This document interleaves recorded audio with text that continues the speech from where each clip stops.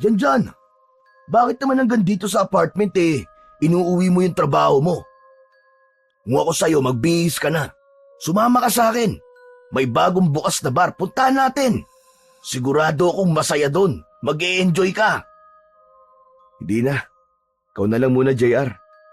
Kailangan ko pang pag-aralan tong ebidensya sa mga sunod-sunod na patayan eh. Ayos. Talagang gusto mo agad masolve yan para mapabilis ang promotion mo, no? Hindi naman pare. Nakakabahala na kasi yung halos kada linggo. May mga pinapatay dito sa area natin at sa mga kalapit na lugar. Gusto ko nang mahuli kung sino ba ang nasa likod ng lahat ng ito. Pero alam mo, sa tingin ko, serial killer yan eh. Posible, pero pwede ring hindi. Kaya nga tutok ako sa kaso na to para malaman ko kung ano talaga ang totoo. Alam mo namang ako lang ang nagtsatsaga sa kasong to kasi karamihan sa mga kasamahan nating investigator ay sumuko na. Okay, fine. Ikaw ang bahala. Pero teka pare, hindi ka ba talaga sasama sa akin na magbar? Hindi na. Sa susunod na lang siguro. Enjoy ka na lang pare. Sige pare. Ay, oo nga pala. Ikaw na muna ang bahala kay Kiray ha. Teka pare. Hindi ba pwedeng ipaalaga mo muna sa girlfriend mo si Kiray? Alam mo namang allergic ako sa pusa eh. Ikaw naman pare, busy ang girlfriend ko sa pagre-review. Babalik din naman ako mamaya eh. Sige na, babay na pare. Napailing na lang si Janjan nang tuluyan nang umalis si JR. Nang mag-isa na lang siya, ay muli niyang tinuon ang atensyon sa kanyang laptop kung saan naroon ang mga police report at litrato ng mga ebidensya sa mga patayan na nangyayari sa loob lamang ng isang taon. Si PO2 Janjan de la Cruz ay isang tapat at matapang na pulis. Kilala siya sa kanyang walang takot na pagsisiyasat sa mga kaso ng karumal-dumal na krimen sa kanilang lungsod. Sa kabila ng kanyang kabataan, ipinakita niyang hindi siya natitinag sa panganib, kaya madalas siyang isinasabak sa masalimuot na imbestigasyon. Kasama niyang naninirahan sa isang maliit na apartment ang kaibigan at kapwa-pulis na si SPO2JR na palaging sumusuporta sa kanya sa kabila ng kanyang pagiging masyadong seryoso sa trabaho. Hindi na mabilang ang mga gabing ginugol ni Janjan sa pag-aaral ng mga ebidensya. Sinusuri niya ang mga larawan ng mga biktima at pinagkakabit-kabit ang mga piraso ng palaisipang matagal nang bumabagabag sa kanya. Sa loob ng halos isang taon, sunod-sunod ang misteryosong pagpatay sa iba't ibang lugar malapit sa kanilang distrito. Lahat ng biktima ay natatagpuan sa parehong kalunos-lunos na estado. Puno ng kagat at kalmot ang mga yon at wala nang mga lamang loob. Walang nakikitang koneksyon sa mga biktima at walang makapagpapatunay kung sino o ano ang may kagagawan ng pagpatay. Hindi yun ordinaryong kaso ng pagpatay, kaya naman determinado si Janjan na malaman ang katotohanan at mapanagot kung sino man ang responsable sa krimen na yon. Patuloy na pinagmasdan ni Janjan ang mga larawan na nasa kanyang laptop. Nakatambak sa tabi niya ang ilang papel ng mga autopsy report at sa kaliwa naman niya ay may isang tasa ng kape na malamig na. Sa gitna ng kanyang ginagawa ay naramdaman niyang tila may nakatingin sa kanya. Tumingin siya sa kaliwa at doon ay nakita niya ang pusa ni JR na si Kiray na nakaupo sa may sofa. Isa yung itim na pusa na may berdeng mga mata. Tahimik yung nakatingin sa kanya. Hindi naging komportable si Janjan sa paraan ng pagtitig ng pusa sa kanya. Pakiramdam niya ay may inuusal itong kung anong dasal sa utak nito. Hoy Kiray, ano bang tinitingin-tingin mo sa akin ha? Huwag mo nga akong tignan ng ganyan. Hindi gumalaw ang pusa. Hindi man lang pumikit yun o kumurap. Nanatiling nakatutok ang mga mata nito sa kanya. Alis na dyan, Kiray, alis na! Doon ka na sa kulungan mo. Kung hindi ko lang kaibigan ng amo mo, nako, Matagal na kitang niligaw. Maya-maya pa ay nakaramdam siya ng pangangati sa kanyang balat. Sinundan yun ng magkakasunod na pagbahing. Alam niya na senyalis na yon ng kanyang allergy. Mabilis siyang tumayo at kinuha ang gamot niya sa kanyang bag. Agad niya yung ininom. Nung bata pa si Janjan, ay palagi siyang nahihirapang huminga sa tuwing may malapit na pusa sa kanya. Kaya naman ayaw niya sa pusa at kapag may nakikita siyang pusa ay itinataboy niya kagad. Hindi nga lang niya magawang maitaboy si Kiray sapagkat alaga ito ng kaibigan niyang si JR. Matapos ang ilang sandali, bahagya nang nakaramdam ng ginhawa si Janjan at ibinalik na niya ang atensyon sa laptop.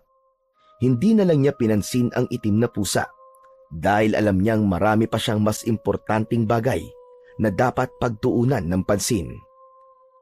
Kinabukasan ng umaga, sa loob ng presinto, ay tahimik na nagtatype si Janjan sa kanyang laptop habang iniisa-isa ang mga report ng patayan. Lahat ng kasamahan niyang pulis ay abala sa kani-kanilang gawain. Maya-maya pa ay tumunog ang teleponong nasa tabi ni Janjan. Agad niya namang yung sinagot. Nanlamig si Janjan nang malaman niya mula sa tumawag na may natagpuan na namang patay. Sa pagkakataon na yon ay isang babae. Nasa isang bakanting lote yon sa San Rafael. Matapos ang tawag, tumayo kagad si Janjan at nilingon si JR na abala sa pagsusulat ng report sa kabilang lamesa. JR, may bago na naman. Tara! Napatingin si JR sa kanya. Hindi na ito nagsalita dahil alam na nito ang ibig niyang sabihin. Tumayo ito ng mabilis at kinuha ang susi ng sasakyan. Magkasama silang lumabas ng presinto upang puntahan ang pinangyarihan ng krimen. Makalipas ang 20 minuto ay dumating na sina Janjan sa crime scene. Isa yung bakanting lote na malayo sa kabayan. Naroon na ang ilang pulis at isang forensic team. Sa gitna ng lote, makikita ang bangkay ng isang babae na puno ng kalmot, kagat at gutay-gutay ang tiyan na parang may hayop na bumutas doon upang kunin ang lamang loob. Napailing na lang si Janjan habang nakatingin sa walang buhay na katawan ng babae. Maraming beses na siyang nakakita ng patay na tao, ngunit hindi pa rin siya nasasanay sa ganoong tanawin. Kailangan ng mahinto ang magkakasunod na pagpatay na ito, JR. Hindi na pwedeng may madagdag pang biktima. Pero, paano natin gagawin yun, pare? Wala pa rin tayong lead hanggang ngayon. Ni anino nang may kagagawan yan, hindi natin alam. Para tayo naghahanap ng multo na hindi naman natin nakikita. Napatingin si Janjan sa paligid. Pinag-isipan niya kung paano nila matatapos ang imbestigasyon tungkol sa krimen na yon. Sa dami ng ebidensyang nakuha nila sa kasong yon, ay wala pa rin silang solidong sospek. At ang mas nakakatakot, may pakiramdam si Janjan na hindi tao ang gumagawa ng mga pagpatay. Nang dahil sa magkakasunod na patayan, ay inatasan sina Janjan at JR na magronda sa lugar kung saan madalas nakakakita ng bangkay. Kahit may sasakyan sila, mas pinili nilang maglakad upang maging ang masisikip na eskinita ay mapasok nila. Ilang gabi nila yung ginawa, ngunit kahit anino ng salarin ay hindi nila nakita. Habang naglalakad ang magkaibigan, ay narinig ni Janjan ang reklamo ni JR. Pare, ilang gabi na tayong palakad-lakad dito. Pero wala naman tayong nakikitang kahit na anong kahinahinala. Aba pare, baka sa ibang lugar na pumapatay yung killer na yon. Napatigil si Janjan. Napaisip siya ng malalim. Tumakbo sa utak niya ang isang bagay na hindi pa nila masyadong nabibigyan ng pansin. Dahan-dahan siyang lumingon kay JR. Oo nga pre no, pwedeng tama ka. O kaya naman, baka sa ibang lugar sila pumapatay tapos dito nila tinatapon ang mga bangkay. Tama ang sinabi mo, tol. Mukhang mahihirapan talaga tayong malaman kung sino nasa likod ng mga patayan na to. Naisip ko na rin na baka hindi lang isang tao ang pumapatay. Maaaring isang grupo ito. Posibleng sindikato na nangunguha ng mga lamang loob at binibenta sa black market. Nagkatinginan sila. Pareho nilang naisip ang parehong bagay. Baka isang grupo to, JR. Tama. Hindi lang basta serial killer. Posibleng isang sindikato. Janjan, kapag usapang sindikato na, ibang usapan na yon, parang nakakatakot na pare. Iba kalaban ng mga yon. Kapag nalaman nila na determinado tayong malaman kung sino nasa likod ng mga patayan, baka bigla tayong itumba. Wala akong pakialam kung maging delikado ang buhay ko, JR. Kasama na yun sa trabaho natin. Ang gusto ko lang, matapos na mga patayan dito. Nakita ni Janjan ang pagbakas ng takot sa mukha ng kanyang kaibigan. Ang totoo, medyo natatakot din siya, ngunit mas lamang ang kagustuhan niyang mabigyan ng katarungan ang mga pinatay at managot ang lahat ng responsable sa karumal-dumal na krimen na yon. Isang umaga, habang abala si Janjan sa pagsusuri ng ilang police report sa kanyang mesa sa loob ng presinto, sa gitna ng kanyang pagtatrabaho ay lumapit sa kanya si JR kasama ang isang lalaking nakabarong at mukhang kagalang-galang. Agad na tumayo si Janjan nang malaman na si Mayor Urbane ang kasama ni JR. Sumaludo pa siya rito bilang pagbibigay ng galang. SPO2 Janjan de la Cruz, gusto kitang pasalamatan sa dedikasyon mo sa kaso ng sunod-sunod na pagpatay sa ating bayan. Nakarating sa akin ang labis na pagtutok mo sa kasong ito. Ginagawa ko lang po ang trabaho ko, Mayor. Pero hindi lahat ng pulis ay may ganyang kasipagan. Malaking bagay ito para sa ating bayan. May lead na ba kayo kung sino ang nasa likod ng mga patayang ito? Ano sa tingin mo ang motibo nila? Sa ngayon po, wala po kaming solidong lead, Mayor. Masyadong malinis magtrabaho ang kriminal na yon. Wala kaming nakikitang ebidensyang magtuturo kung sino ang salarin. Napabuntong hininga ang Mayor at saglit na tumingin sa mga larawang nasa mesa. Nakalulungkot ang sinapit na mga biktima. Sana ay mabigyan na sila ng hustisya. Pero higit sa lahat, Janjan, mag-ingat ka. Hindi mo alam kung sino ang kalaban mo. O sige, hindi na kita iistorbohin. Ako ay napadaan lamang dito. Maraming salamat ulit sa iyo, Janjan. Salamat din po, Mayor. Umalis na si Mayor Urbane at naiwan sina Janjan at JR. Paglabas naman ng alkalde ay malaki ang ngiti na humarap si JR kay Janjan. Wow pare, malakas ang pakiramdam ko na may ibibigay na pabuya sa'yo si Mayor Urbane kapag nasolbong kasong to. Pahingi ako ng balato Hindi importante sa akin ang pabuya, pare. Ang gusto ko lang, mainto na tong patayan at managot ng dapat managot. Ang seryoso mo talaga sa buhay, pambira ka naman Alam mo, hindi naman masamang makatanggap tayo ng pabuya sa mga magagandang bagay na ginagawa natin. Magkaiba tayo ng prinsipyo, JR. Oo nga pala, magro-ronda tayo mamayang gabi Huwag mong kakalimutan yun. Hindi ko makakalimutan yun, pare. Matapos yun, ay nagpaalam na si JR kay Janjan. Muling bumalik si Janjan sa kanyang trabaho at muli siyang nahulog sa malalim na pag-iisip kung paano nila mahahanap ang salarin bago tumuling umatake.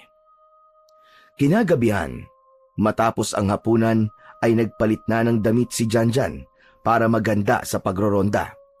Nakasibilyan lamang siya sa tuwing nagroronda sila ni JR. Habang pinagmamasdan niya ang sarili sa salamin, ay pumasok sa JR sa kwarto nila na nakasuot ng puting polo, maong na pantalon at itim na sapatos. Umalingasaw sa buong kwarto ang matapang nitong pabango. Napakunot noon naman si Janjan. Ganyan na pala ang suot mo sa pagroronda, pare Sandali. May lakad ka ba? Pasensya ka na pare ah. May date ako eh. Mansa rin namin ng girlfriend ko kaya hindi mo na ako makakasama sa'yo sa pagroronda. Pambihira ka naman oo. Sana sinabi mo sa akin kagad kanina na hindi ka makakasama para hindi ako umasa. Kanina ko lang kasi naalala eh. Alam mo naman pare, baka awayin ako ni Abigail eh. Kapag hindi ko siya dinate, lalo na't mansa rin namin ngayon. Pare, pasensya na ah. Sa susunod na lang ako sasama sa'yo. Promise. Ay nako. Sa susunod pare, sabihin mo kagad sa akin para alam ko kung maghahanap ako ng ibang kasama. Oo pare, sorry na nga eh. Basta, bawi ako sa'yo next time. Mag-request ka na lang ng kapalit ko. O sige na, aalis na ako ah. Baka matalakan pa ako ni Abigail kapag nalita ako sa date namin eh. O sige pare, mag-iingat ka ah. Kinuha na ni JR ang jacket nito na nakasabit sa dingding. Matapos nito yung isuot, ay lumabas na ito ng kwarto. Napailing na lang si Janjan dahil ang buong akala niya ay makakasama niya si JR sa pagroronda ng gabing yon. Ngunit wala na siyang magagawa kundi ang mag-request ng kapalit ni JR dahil ayaw niyang magronda ng mag-isa. Binuksan ni Janjan ang drawer na malapit sa kamay at mula roon ay kinuha niya ang kanyang baril. Siniguro din niyang may bala yon bago niya yon sinuksok sa holster sa kanyang bewang. Kinuha rin niya ang radyo at cellphone niya. Umupo siya sa gilid ng kama at nagsuot ng sapatos. Matapos yun ay naglakad na siya palabas ng apartment. Bago siya sumakay sa sasakyan ay nagsindi muna siya ng sigarilyo upang kahit paano ay pakalmahin ang kanyang sarili. Inilabas ni Janjan ang kanyang cellphone at tinawagan niya ang ibang kabaro niyang pulis na maaaring pumalit kay JR, ngunit lahat ng yon ay may ginagawa. Kaya naisip ni Janjan na wala na siyang mapagpipilian kundi ang mag-isang magronda sa gabing yon. Makalipas ang ilang sandali ay tahimik nang nagmaneho si Janjan habang binabaybay ang madilim na kalsada. Ang ilang mga poste ay mahina at may ilan na walang sindi, lalo na sa mga liblib na bahagi ng bayan. Ilang beses na siyang umikot sa parehong ruta, mula sa lumang subdivision hanggang sa ilang bakanting lote kung saan natatagpuan ang mga biktima. Pero gaya ng mga nagdaang gabi, wala siyang nakitang kahit na anong kahinahinala. Habang nagmamaneho, hindi naiwasan ni Janjan na balikan sa isip ang mga naging biktima ng patayan. Alam niya na lahat ng mga yon ay walang kalaban-laban na pinatay. Lahat ay pinatay sa brutal na paraan. Iniwan ang bangkay na gutay-gutay at walang lamang loob. Nanlumo si Janjan dahil wala pa silang malinaw na lead at ang salarin ay malaya pa ring nakakagalaw. Sa mga lumipas na gabi, ramdam ni Janjan ang bigat ng kawalan ng hustisya at sa gabing yun, alam niya na wala na namang mangyayari sa pagroronda niya. Hindi man lang siya nakakita ng kahit na anong palatandaan. Inabot na siya ng madaling araw, pero kahit anino ng salarin ay wala. Hindi niya talaga nakita. Matapos ang ilang oras ng pag-iikot, napatingin si Janjan sa orasan sa dashboard at nalaman niyang malapit ng mag-alas 3 ng madaling araw. Kailangan na niyang umuwi dahil may pasok pa siya sa umaga. At kung hindi siya makakatulog kahit sandali, siguradong bugbog siya sa pagod at antok sa presinto. Binaybay niya ang daan pabalik sa kanyang apartment. Maluwag pa ang kalsada at siya lang ang mag-isang naroon. Habang nagmamaneho, napansin niya ang isang itim na van na nakaparada sa gilid ng kalsada na malapit sa isang masukal na talahiban. May kakaiba sa tanawing yon. Marahan niyang inapakan ng preno at pinatay ang ilaw, pati ang makina ng kanyang sasakyan. Tahimik niyang pinagmasdan ang sasakyan mula sa malayo. Ilang sandali pa, bumukas ang likod ng pinto ng van. Mula roon ay bumaba ang 3 lalaki na may bitbit na tila isang katawan. Pinakatitigan niya ang dala ng mga lalaki at kinilibutan siya nang masiguro niya na isa yung bangkay ng lalaki. Itinapon yun ng mga lalaki sa talahiban. Naningkit ang mga mata ni Janjan. Kumulo ang dugo niya sa kanyang nakita. Agad niyang pinaandar ang makina ng kanyang sasakyan at diniinan ang silinyador. Nadinig ng mga lalaki ang pagharurot ng sasakyan ni Janjan. Napalingon ang isa sa mga ito at agad na sumigaw. Mabilis na sumakay sa van ang mga lalaki at kahit na hindi pa naisasarado ng maayos ang pinto sa likod ng van, ay humarurot na ang mga yon. Mabilis na binunot ni Janjan ang radyo at nagsalita habang pilit na hinahabol ang itim na van. Base! May hinahabol akong itim na van na posible may kinalaman sa mga patayan. Tinapon nilang isang bangkay sa gilid ng talayban sa barangay San Roque. Base! Naririnig niyo ba ako? Kailangan ko ng backup! Pinaigting ni Janjan ang paghabol sa itim na van at hindi niya inalis ang tingin sa van na mabilis na umaandar. Malakas ang ugong ng makina ng van habang paliko-liko ang takbo nun. Ngunit hindi nawalan ng pag-asa si Janjan. Pinanatili niyang malapit ang distansya niya sa van sa abot ng kanyang makakaya. Pero sa bawat pagliko ng van ay mas bumilis yun. Lumusot yun sa iba't ibang kalsada na para bang pilit na inililigaw si Janjan. Ilang minuto pa ang lumipas at bigla na lang kumabig pakaliwa ang van at sumiksik sa isang makipot na daan na hindi agad nasundan ni Janjan. Nilagpasan na lang ng binata ang nilikuan ng van at umikot siya sa kabila para abangan ang van dahil sigurado siyang doon yun lalabas. Ngunit lumipas ang ilang minuto ay hindi lumabas doon ang van na hinahabol niya. Pinigilan ni Janjan ang mapamura. Malakas niyang hinampas ang manibela habang habol ang kanyang paghinga. Napagtanto niya na nakatakas ang hinahabol niya. Ngunit kahit paano, may nakuha siyang isang mahalagang piraso ng puzzle ng krimen na yon, ang plate number ng sasakyan. Malinaw pa rin sa isip niya ang plate number ng van na kanyang hinabol. Wala nang nagawa si Janjan kundi kunin muli ang radyo. Base! Nakatakas ang hinahabol kong itim na van. Nawalan ako ng visual sa kanila. Dito, sa may bandang San Isidro Extension. Pero sigurado kong itinapon nila ang bangkay. Sabay talahiban sa barangay San Roque. Sabay tabi ng lumang waiting shed. Kailangan nating isecure ang lugar. Nang sabihin ng kausap ni Janjan na magpapadala na ng mga pulis sa lugar na sinabi niya, ay ibinaba na niya ang radyo. Huminga siya ng malalim habang mahigpit ang hawak sa manibela. Ramdam pa rin niya ang matinding pagkadismaya sa sarili dahil nakatakas ang van. Nang medyo naimasmasan na siya, ay mabilis na pinaandar ni Janjan ang sasakyan pabalik sa lokasyon kung saan itinapon ang bangkay. Ilang minuto ang lumipas at natanaw na niya ang kumpul ng mga pulis na nakatayo malapit sa talahiban. Inihinto niya ang kanyang sasakyan at agad na bumaba. Habang papalapit siya, napansin niyang tila may kakaibang tensyon sa paligid. Ang ibang pulis ay may hawak na flashlight na para bang may hinahanap ang mga yon. Lumapit si Janjan sa isang police officer at tinanong niya kung anong nangyayari. Ayon dito, ay walang nakitang bangkay ang mga ito. Kahit palatandaan ng bangkay ay wala rin. Ano? Ang bihira! Paano wala kayong nakita? Imposible! Sigurado ako na dito tinapon ng mga lalaking sakay ng itim na van ng bangkay. Nakita mismo yun ng mga mata ko.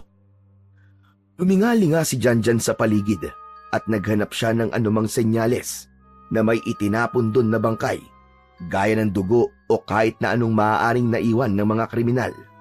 Pero wala siyang nakita. Napakuyom ng kanyang kamao si Janjan dahil tila mas lumalalim palalo ang misteryo sa patayang nangyayari sa lugar na yon. Kinaumagahan, maagang nagtungo si Janjan sa presinto upang ipasa sa investigation team ang plate number ng itim na van na kanyang nakuha nung gabi ng habulan. Umasa siyang yun ang magiging susi upang matukoy ang may-ari ng sasakyan at mahuli ang mga taong nasa likod ng sunod-sunod na pagpatay. Ngunit makalipas ang ilang araw ng pagsisiyasat, natanggap niya ang resulta at walang nakarehistrong sasakyan sa ibinigay niyang plate number. Sa puntong yun, mas lalong tumibay ang paniniwala ni Janjan na hindi iisang tao ang gumagawa ng mga pagpatay. Isa itong organisadong grupo na may malalim na koneksyon at posibleng may mga kasabwat na makakapangyarihang tao na nagpapahirap sa kanilang imbestigasyon. Ang pagkawala ng bangkay sa mismong lugar na nakita niyang tinapunan ng mga lalaki at ang hindi matrace na plate number ay malinaw na senyales na may nagpoprotekta sa mga kriminal. Isang umaga, pagkaupo ni Janjan sa kanyang lamesa sa presinto, ay napansin niyang may puting sobre sa ibabaw nun. Wala yung pangalan na nagpadala, pero alam niyang para sa kanya yun. Agad niya yung binuksan at habang binabasa ang nakasaad sa sulat, ay nanlamig ang buo niyang katawan. Nakalagay sa sulat na pinagpapahinga siya ng major nila ng 3 buwan sa trabaho. May sahod pa rin naman daw siya, kaya wala siyang dapat na ipag-alala. Ayon sa major nila, ay masyado na raw siyang burned out at hindi niya na nagagampanan ng maayos ang trabaho niya. Gamitin daw ni Janjan ang 3 buwan para makapagpahinga ng maayos, para kapag nagbalik na siya sa trabaho, ay makapag-function na siya ng maayos. Naikuyom ni Janjan ang kanyang mga kamay. Alam niyang hindi yun totoo. Hindi siya burned out dahil mas lalo pa nga siyang nagiging determinado sa kaso na hawak niya, lalo na't kahit paano ay nagkaroon yun ng linaw. Mula sa likuran ni Janjan ay lumapit si JR na may dalang tasa ng kape. Uy pare, saan mo gustong kumain mamaya? Libre ko. Makabawi man lang ako dun sa isang gabi na hindi kita nasamahan sa pagroronda. Hindi sinagot ni Janjan ang sinabi ni JR. Bagkus ay inabot niya ang sulat dito. Agad naman itong inabot. Oh, ano naman to? Basahin mo nang malaman mo. Buisit! Nakakainis, JR. Agad na binasa ni JR ang sulat at nang matapos nito yung basahin ay napasimangot ito. Ano pare? Pinagpapahinga ka ng 3 buwan dahil burnout ka? Aba, burnout ka nga ba?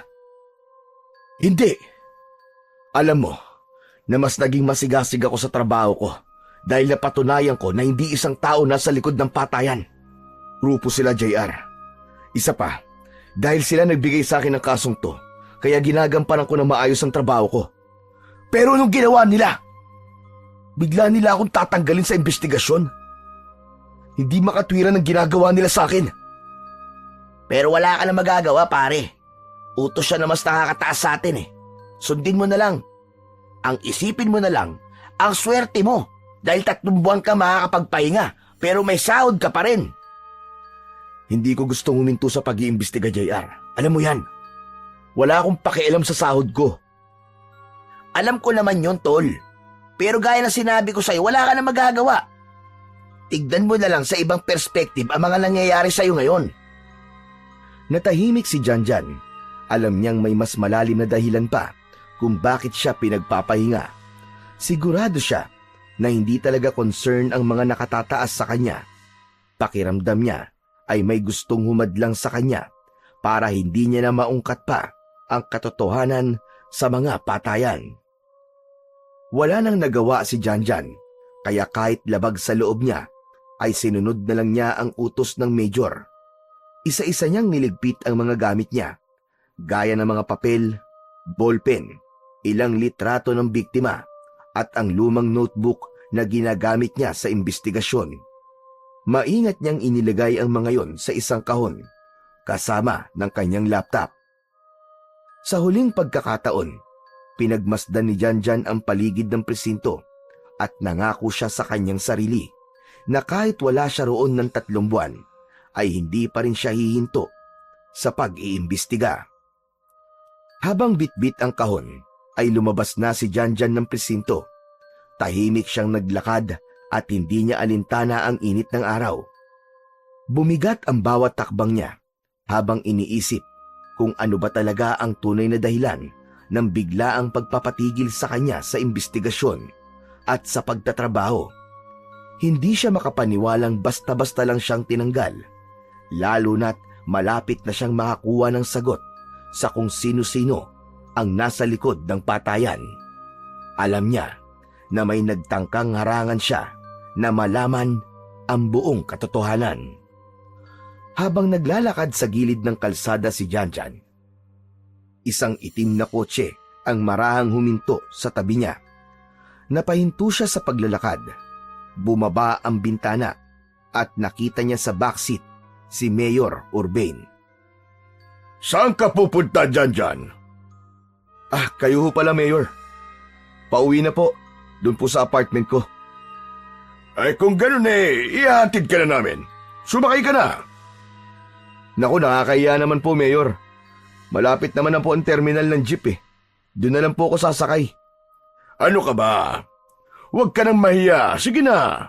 Sumakay ka na. Minsan lang ako mag-alok ng ganito. Kaya wag mo kong ipahiya. Matigas ang tono ng Mayor at naramdaman ni Janjan na hindi ito tatanggap ng pagtanggi. Sandaling nag-alinlangan si Janjan, pero sa huli, wala na siyang nagawa kundi ang pagbigyan si Mayor Urbane. Binuksan niya ang pinto ng sasakyan at sumakay sa backseat kung saan katabi siya mismo ng Mayor. Nang makasakay na si Janjan, ay may pagkailang siyang naramdaman sa kanilang Mayor, lalo na't ramdam niyang nakatingin ito sa kanya. Teka, saan nga ba ang apartment mo? Para naman maihatid ka ng driver ko. Sa may San Isidro po, Mayor. Sa tapat lang po ng lumang butika. Tumango ang Mayor at sinabihan ang driver na dalhin sila roon. Ilang saglit lang, umandar na ang sasakyan. Sa gitna ng kanilang biyahe, ay muling nagsalita ang Mayor. Janjan, tungkol sa iniimbestigahan mong patayan, kumusta na ba yon? May development na ba? Sa totoo lang po, Mayor, nakita ko mismo ang isang itim na van na nagbaba ng bangkay sa isang talayban. Hinabol ko ho yun, pero nawala sila sa paningin ko. At ang mas nakakagulat, biglang nawala ang bangkay sa talayban. Ano ka mo? Nawala? Abay, paano nawala yon? May hinala po ako na inalis na mga pumatay yung bangkay para isipin ng ibang mga pulis na hindi totoo nakita ko. Yun po siguro ang dahilan kung bakit pinagpapahinga muna ako ni Major ngayon. Kasi ang akala nila, nag-hallucinate na ako. Nang dahil sa pagod, kaya kung ano-ano nakikita ko. Alam kong ikaw ang pinakatumututok sa kasong ito. Ikaw lang ang may lakas ng loob na ilagay ang sarili sa panganib para maresolba ang patayan. Kaya na marinig kong pinahintukan ni Major, ay talagang nalungkot ako. Ngunit minsan, ang mga bagay na inaakala nating hindi maganda ay naglalayo lang pala sa atin sa panganib. Natahimik si Janjan. Alam niyang may punto ang kanilang Mayor, pero hindi pa rin niya maiwasang makaramdam ng panghihinayang. Kung kailan kasi may lead na siya, kahit paano, ay saka naman siya pinahinto sa pag-iimbestiga. Maya-maya lang ay bumagal na ang sasakyan nang narating na nila ang harapan ng apartment ni Janjan. Tumigil ang kotse at agad na binuksan ni Janjan ang pinto. Maraming salamat po, Mayor, sa pag-aatid po sa akin. Walang anuman yon. O sige na, magpahinga ka na lang muna sa mga araw na wala ka sa serbisyo. Nakangiting tumango si Janjan bago siya tuluyang bumaba ng sasakyan. Nang maisarado na niya ang pinto ng kotse, ay agad yung umusad paalis. Saka lang siya pumasok sa apartment niya nang wala na yon sa kanyang paningin. Sa kabila ng sapilitang pagpapahinga kay Janjan ng Major nila, ay hindi pa rin siya huminto sa pag-iimbestiga. Gamit ang kanyang laptop, ay muli niyang sinuri ang mga nakalap na litrato mula sa iba't ibang crime scene. Pinag-aralan niya ang pattern ng mga pagpatay, ang posibleng ruta ng itim na van, at ang mga taong maaaring may koneksyon doon. Sa gitna ng kanyang pagsisiyasat, naisip niyang ipasuri ang plate number ng van sa isang kakilala niyang may access sa database ng mga rehistradong sasakyan. Alam niyang delikado yun at labag yun sa batas, pero hindi niya kayang basta na lang tumigil. Makalipas ang ilang araw, nakatanggap siya ng sagot at nalaman niya na ang plate number ng itim na van ay totoong rehistrado, ngunit hindi sa isang itim na van. Sa halip, nakapangalan ito kay Mayor Urbane at nakakabit sa isang pickup truck. Unti-unting nagsimulang magkaroon ng hinala si Janjan na may itinatago ang kanilang mayor at maaaring may mas malalim itong koneksyon sa mga nangyayaring pagpatay. Sa mga sumunod na araw, naging mas maingat si Janjan sa bawat kilos niya. Palihim niyang sinusubaybayan ang bawat galaw ni Mayor Urbane. Imbis na magpahinga, ay inalam niya kung saan ito madalas pumunta at sino ang mga nakakasama nito. Alam niyang delikado ang ginagawa niya, pero hindi niya kayang isantabi ang natuklasan niya na maaaring may koneksyon ang mayor sa itim na van at posibleng may kinalaman ito sa mga pagpatay. Isang gabi, nakita ni Janjan na lumabas ng bahay nito si Mayor Urbane sakay ng kotse nito. Agad na sumakay ang binata sa sariling sasakyan at sinundan ito mula sa ligtas na distansya. Hindi ito dumaan sa mga pangunahing kalsada. Sa halip, nagmaneho ito patungo sa isang liblib na lugar sa labas ng bayan. Maya-maya pa, huminto ang sasakyan sa harap ng isang lumang warehouse na tila matagal nang inabandona. Pinatay ni Janjan ang ilaw ng kanyang sasakyan at dahan-dahang bumaba. Mabilis siyang nagtago sa likod ng isang lumang container habang pinapanood niyang pumasok si Mayor Urbane sa loob ng warehouse. Marahan at tahimik na lumapit si Janjan sa isang dingding at napansin niyang may maliit na butas roon. Sumilip siya upang makita niya kung anong meron sa loob ng warehouse. Sa loob ng warehouse, nakita ni Janjan si Mayor Urbane at ang ilang lalaki na nakita niya noon sa itim na van na nakapalibot sa isang lalaki na may piring ang mata at nakagapos ang mga kamay. Ang lalaki ay nakaupo sa sahig at nanginginig sa takot. Isang malalim na katahimikan ang bumalot sa paligid bago dahang-dahang nagbago ang anyo ni Mayor Urbane. Unti-unting humaba ang mga kuko nito, lumitaw ang matatalas nitong pangil at ang mga mata nito ay naging pula at nanlilisik. Sa isang iglap, sinunggaban nito ang leeg ng lalaki at marahas na sinipsip ang dugo nito. Napasinghap si Janjan. Hindi siya makapaniwala sa kanyang nasaksiyan. Hindi niya inasahan na ang mayor nila ay isa palang aswang. Habang bumubulwak ang dugo mula sa leeg ng biktima, unti-unti yung nanghina hanggang sa tuluyang mawalan ng buhay. Nang maubos na ang dugo ng lalaki, ay sakalang ito nilubayan ni Mayor Urbane. Kunin niyo na ang lamang loob niyan. May mga bayar na naghihintay sa puso at tatay niyan. Agad na kumilos ang mga lalaking naroon. May mga nagbuhat sa katawan ng lalaki at inihiga yun sa isang lamesa na gawa sa bakal. Napaatras si Janjan. Naglaban ang takot at galit sa dibdib niya. Doon niya napatunayan na si Mayor Urbane ang responsable sa mga pagpatay. Isa itong aswang na matapos inumin ang dugo ng kanyang mga biktima, ay kinukuha nito ang mga laman loob ng mga yon upang ibenta sa black market. Muling sumilip si Janjan sa butas at habang nakasilip siya roon, ay nagulat siya nang biglang tumingin si Mayor Urbane sa gawin niya na para bang alam nito na merong tao doon. May ibang tao rito.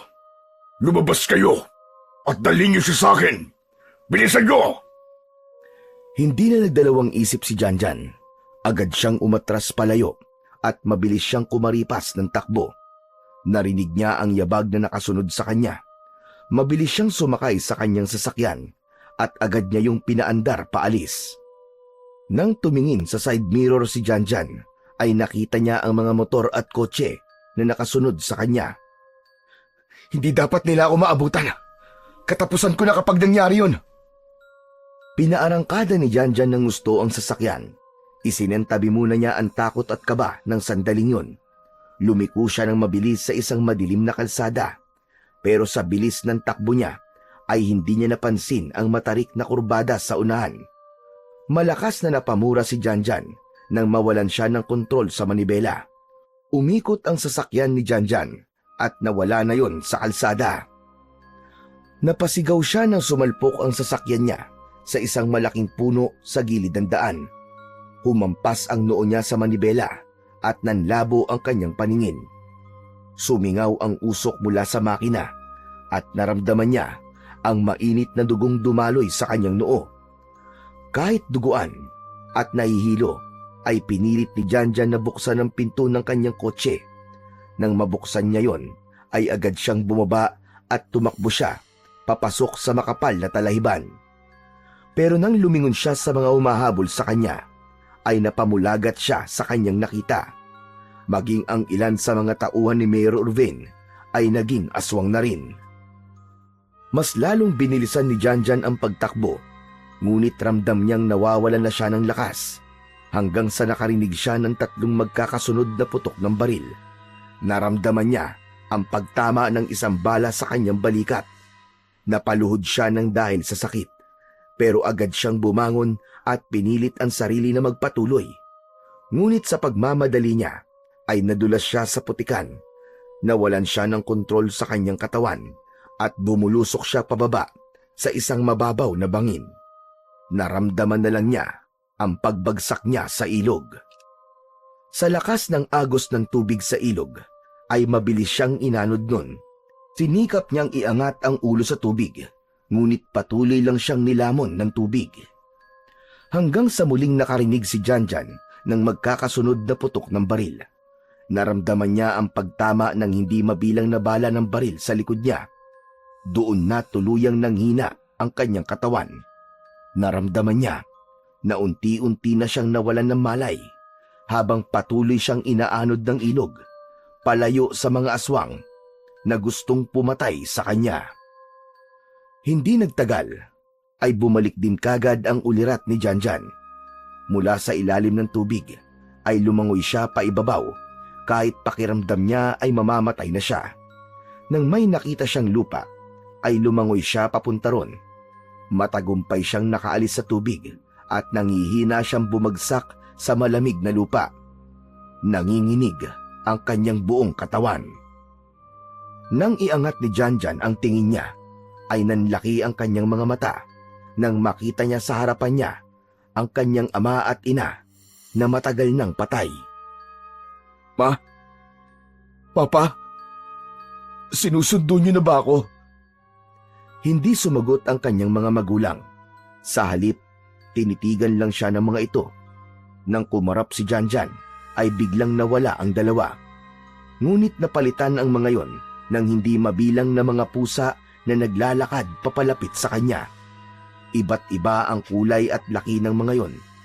Napatingin si Janjan sa isang pusa na papalapit sa kanya. Isa yung itim na pusa na may berdeng mga mata. Doon niya napagtanto kung sino ang pusa na yon. Yun ay walang iba kundi si Kiray, ang alagang pusa ni JR. Ngunit wala na siyang oras para isipin kung paano napunta ron si Kiray. Habol ang hininga na tumihaya si Janjan. Pakiramdam niya ay anumang sandali ay mamamatay na siya. Sumampa si Kiray sa kanyang dibdib. Ang malamig nitong mga paa ay ramdam na ramdam niya sa kanyang balat. Matiim siyang tinitigan ito ng diretso sa kanyang mga mata at hindi ito kumurap. Maya-maya lang ay narinig niya ang magkakasabay na pagnyaw ng mga pusa sa paligid niya. Nanuot sa kaibuturan ng tenga ni Janjan ang mga ingay ng pusa. Habang nakatitig si Janjan kay Kiray, ay isang hindi maipaliwanag na enerhiya ang dumaloy papunta sa kanya na alam niyang nanggaling sa pusa. Isang matinding init ang bumalot sa kanyang buong katawan. Dumaloy sa kanyang mga ugat ang enerhiyang yun. Napasinghap si Janjan. Maya-maya ay nakaramdam siya ng labis na panghihina hanggang sa muli siyang nawalan ng ulirat. Maliwanag na nang imulat ni Janjan ang kanyang mga mata. Nasa isang lumang kubo siya na noon lang niya napuntahan. Marahan siyang bumangon at doon niya napagtanto na wala siyang pang-itaas na damit. Nang hawakan niya ang kanyang noo, ay nagtaka siya dahil wala na ang sugat niya doon. Pilit niyang inabot ang kanyang likod at maging ang mga tama ng baril sa kanya ay nawala na rin. Naguluhan siya kung paanong nawala ng ganun kabilis ang mga sugat niya. Marahang bumaba sa papag si Janjan at lumabas siya ng kubo. Sa pagbukas niya ng pinto, ay tumambad sa kanya ang isang maliit na bakuran na napapalibutan ng matataas na punong kahoy. Sa gitna ng bakuran ay may isang matandang lalaki na nakaupo sa isang mahabang upuan habang umiinom ng kape. Mahaba ang balbas at bigote nito. Lalo siyang nagtaka dahil hindi niya kilala ang naturang matandang lalaki. Napansin agad ni Janjan ang napakaraming pusa sa paligid. Iba't ibang kulay at laki. Ang ilan ay nakaupo sa ilalim ng upuan ng matanda. Ang iba naman ay nakahilata sa may hagdan ng kubo, habang may ilan na tahimik na naglalakad sa paligid. Tumingin ang matandang lalaki kay Janjan at matipid itong ngumiti. Abay, sa wakas, nagising ka na rin. Lumapit si Janjan sa matandang lalaki habang bukas sa muka ang pagkalito. Nasaan po ako? Nasa bahay ko ikaw, na malapit sa gubat. Natagpuan kitang walang balay sa tabi ng ilog. Napapalibutan ka ng mga alaga kong pusa. Ayoko namang iwanan ka roon, kaya dinala-dala kita rito sa aking kubo. Abang, ano nga ba ang pangalan mo? Janjan po. Ako po si Janjan. Ako naman si Gaspar. Pero pwede mo akong tawagin na Mang Gaspar. Muling tumingin si Janjan sa paligid. Pakiramdam naman niya ay ligtas siya roon, pero hindi pa rin nawala ang kaba sa kanyang dibdib. Ano ba nangyari sa iyo, Abang? Bakit nasa ilog ka at walang balay? Napabuntong hininga si Janjan bago nag-umpisang magsalita. Inilahad niya ang lahat mula sa pagsunod niya kay Mayor Urvin, ang nakita niyang katotohanan tungkol sa pagiging aswang nito, hanggang sa habulan sa daan at ang pagtama ng mga bala sa kanyang katawan at pagtangay sa kanya ng tubig sa ilog. Pero ang hindi ko po maintindihan, kung bakit po biglang nawala mga sugat ko. Aba, dapat po patay na po ako sa dami ng bala na tumama sa akin. Tapos ngayon, kahit galos ay wala akong makita sa katawan ko. Nagulat si Janjan nang biglang lumapit sa kanya ang pusang si Kiray at ikiniskis ang katawan nito sa kanyang paa. Para bang may nais itong iparating. Napatingin si Janjan sa paligid. Marami pang ibang pusa ang naroon. Dapat ay bumabahay na siya sa dami ng mga pusa. Pero nagtaka siya kung bakit tila nawala ang allergy niya sa mga pusa ng sandaling yun. Gusto mo bang malaman kung bakit buhay ka pa hanggang ngayon? Alam ko na nagtataka ka kung paanong humihinga ka pa matapos ang lahat ng pinagdaanan mo. Teka, panaginip pa ang lahat ng nangyari? O baka naman patay na ako tapos nasa langit na ako ngayon? Hindi panaginip pa nangyari sa'yo. Totoo ang lahat at wala ka sa langit. Buhay ka ngayon dahil may tangan ka ng 9 na buhay ng pusa. Ano? Ano pong sinabi niyo, Tatang? Si Kiray at ang iba pang pusa ang nagbigay sa iyo niyan. Kung may dapat kang pasalamatan ay ang mga pusang nasa iyong paligid. Imposible. Ako? May siyam na buhay gaya ng sa pusa. Nagbibiro ka lang yata. Mang Gaspar, pwede ba? Magulo po ang isip ko ngayon kaya wag niyo na pong paguluhin pa. Janjan, iho. Isa ko dating antingero. Kaya alam ko kung may tangan na kakaibang kapangyarihan ng isang tao. At nang makita ko mga mata mo, alam kong may tangan ka ng siyam na buhay ng pusa. Hindi po ako naniniwala sa inyo. Hindi mo ako mapapaniwala sa ganyang bagay, Mang Gaspar. Biglang tumayo si Mang Gaspar at dinampot nito ang isang matulis na itak. Mula sa lamesa, lumapit ito kay Janjan at matiim siya nitong tinignan. Gusto mo ba ng pruweba? Napaatras si Janjan.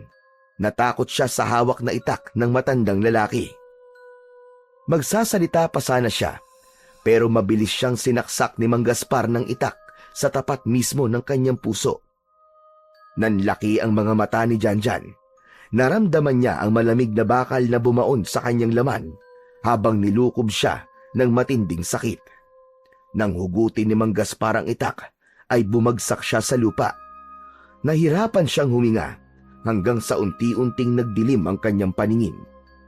Makalipas ang ilang sandali, ay tuluyan ng huminto ang paghinga ni Janjan at niyakap na siya ng malamig na kamatayan.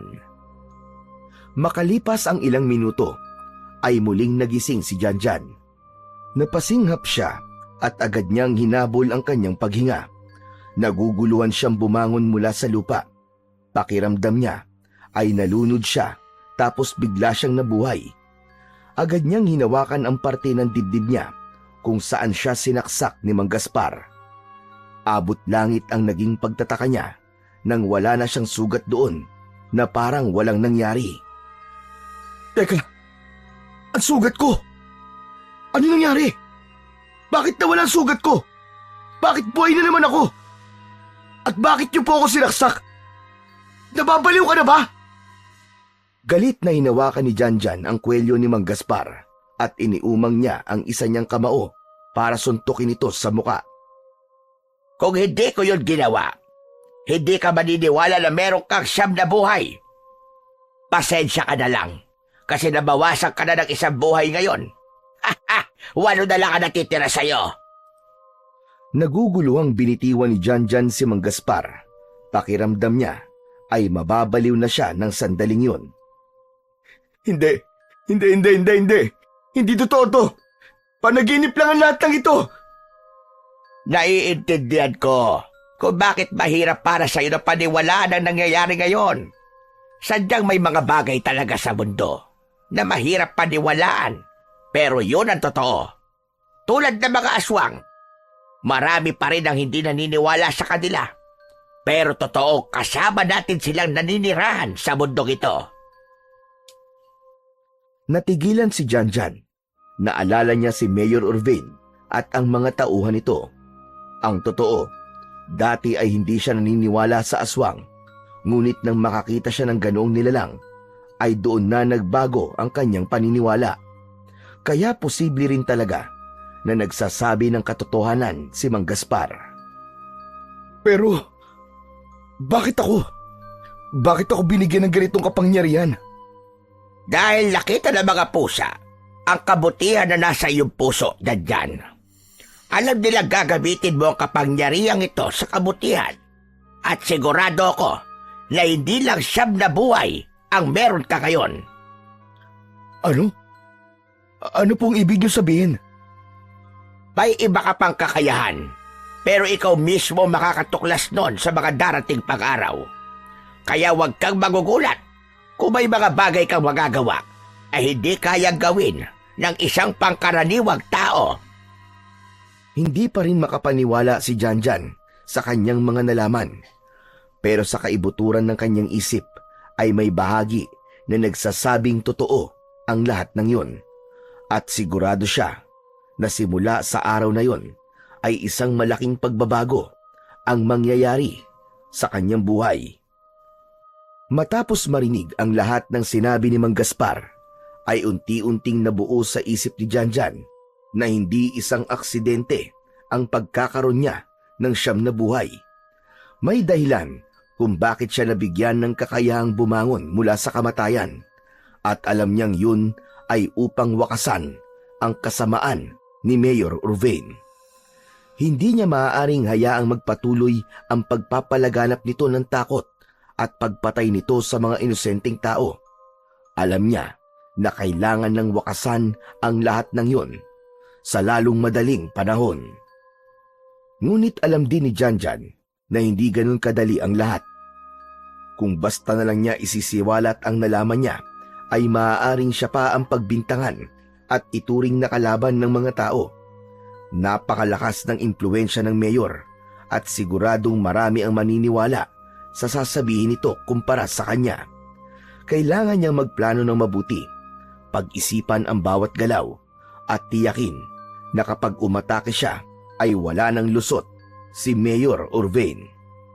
May 8 pang natitirang buhay si Janjan at nangako siya na gagamitin niya yon hindi lang para sa pansarili niyang kapakanan, kundi para sa paghihiganti at katarungan. Sa mga nakalipas na araw, nanatili muna si Janjan sa kubo ni Mang Gaspar. Tinulungan niya ang matanda sa mga gawain habang lihim na binuo niya ang kanyang plano laban kay Mayor Urbane. Sa kabila ng mga katanungan sa kanyang isip tungkol sa kanyang bagong kakayahan, ay alam niyang hindi niya maaaring sayangin ang pambihirang pagkakataon na yun. Isang gabi, hindi na napigilan pa ni Janjan ang sarili at nagdesisyon na siyang bumalik sa kanyang apartment.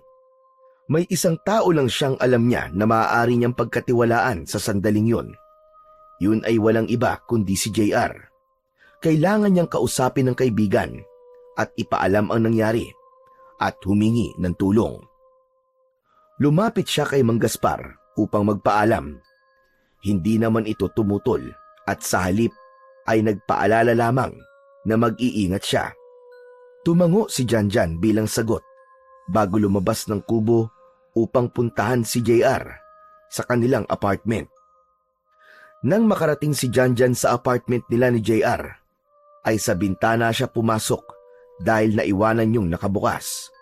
Kumatok kasi siya sa pinto, ngunit walang nagbukas, kaya napagtanto niyang walang tao ron at wala ang kanyang kaibigan. Pagkapasok niya ay agad niyang sinuri ang paligid. Wala nga roon si JR. Agad siyang lumapit sa kanyang lamesa at sinilip ang mga gamit niya. Maayos pa naman ang lahat. Binuksan niya ang kanyang laptop at sinimulang i-check ang ilang mahalagang files na naroon. Nagulat si Janjan nang biglang bumukas ang ilaw.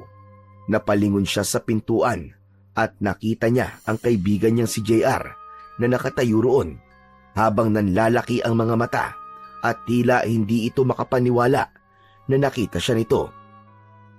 "Oh, tol, mabuti naman at dumating ka na. Halika, kailangan kita makausap." Janjan? Pare? Lumapit si JR sa kanyang kaibigan, ngunit agad itong lumuhod at nagmakaawa. Pakiusap naman pare oh. Alam mo naman takot ako sa multo eh. Huwag mo akong multuhin. Pabira ka oh, di ba? Nag-promise na tayo noon. Hindi ko pinakialaman ang mga gamit mo pare. Huwag mo naman akong multuhin pare, please. Nagmamakaawa ako sa'yo. Hoy! Tumigil ka nga dyan! Ano ba pinagsasasabi mo? Para kang sira ulo. Tumayo ka dyan! Napabuntong hininga si Janjan bago binatukan ang kaibigan. Aray ko naman. Ang pangit mo naman maging multo pare. Mapanakit ka. Tigil-tigilan mo na ako ah. Ano ba multo pinagsasabi mo? Hindi ako multo no.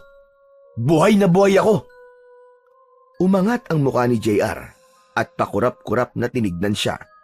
Marahan itong tumayo habang hindi inaalis ang tingin sa kanya. Ano? Hindi ka multo? Ibig sabihin, buhay ka talaga? Oo nga. Kung patay na ako, di sana hindi na kita nabatukan. Dahan-dahang hinawakan ni JR ang braso ni Janjan na para bang tiniyak nito kung totoo bang buhay siya talaga. Nagulat si Janjan nang bigla siya nitong yakapin, pero agad niya itong inilayo sa kanya. Hoy, ano ka ba? Huwag mo nga akong yakapin! Nahihirapan akong humingi! Naaalibadbaran ako sa'yo! Hala! Buhay ka nga pare! Buhay ka!